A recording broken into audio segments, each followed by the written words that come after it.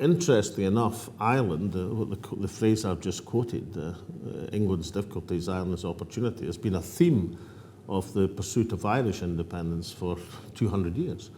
That phrase was first coined by Daniel O'Connell, who lived before Mao Zedong, incidentally, who saw the difficulties within the empire, the English Empire, the British Empire, as a significant moment for Ireland to stake its claim for renewed independence.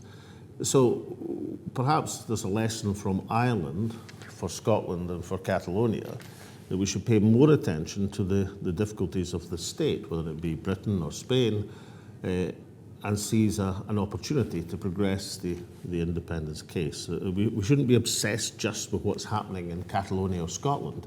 We should have a strong view of what's happening in Britain and England and Spain to see when the moment is right to move forward. I don't have a secret recipe for how you become independent. If I had a secret recipe, Scotland would be an independent country. But probably not uniquely, but unusually, I persuaded the British state to agree to a referendum. Now, I often see people in Catalonia say, oh, we should go down the Scottish way, as if this was something that was easy, or this took decades. This took many, many years to arrive at a situation where you could do that. So it's not an easy thing to do, but of course it's a good thing to do if you can find the political will to do it. Just don't expect your opponent to agree immediately.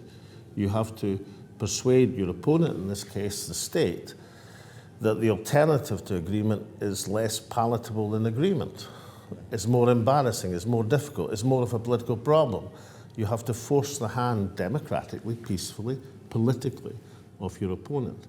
And sometimes, because people, whether in Catalonia or Ireland or Scotland, are so caught up in the understandable ambition, the dream of independence, that they don't look at the world from their opponent's point of view. After the success in getting London to agree to a Section 30, as it's called, an agreed referendum, they said to we should all just do what Westminster does. These nice people in Westminster have agreed to this, and why can't these nasty people in Madrid agree to the same democratic thing?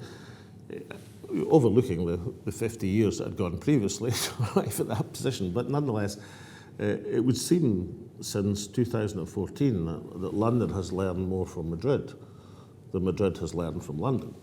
And London's attitude now, as exemplified by the Tory Prime Minister and the incoming Tory Prime Minister, is no, you're not having it. So it's a totally undemocratic attitude. But that doesn't mean it should be allowed to stand. I mean, it's a reasonable assumption that the Prime Minister of the Conservative and Unionist Party will want to preserve the Union. That's a reasonable assumption.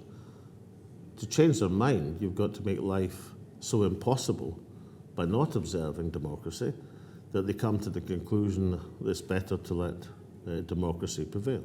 There's no concept of an unlawful referendum, unless, of course, you're daft enough to go to the Supreme Court and ask for a ruling, which I wouldn't do. But the referendum that I was proposing to hold, if Westminster hadn't agreed, the referendums are not lawful or unlawful. By any definition of right and justice, you can't define a democratic vote or expression of the people as unlawful. I mean, that's like saying voting should be unlawful. I mean, countries and states which have made voting unlawful are totalitarian states. So, let's get our criteria correct. Referendums can be agreed or self-initiated. Okay. Declarations of independence can be agreed or they can be unilateral. But many of the greatest countries in the world have made unilateral declarations of independence, not least of which is the most powerful country in the world, the United States of America. which made a unilateral declaration of independence. But of course, if the United Kingdom Prime Minister was to go to the President of the United States and say, listen, I've decided that your declaration of independence was unlawful, then I dare say they wouldn't get very far.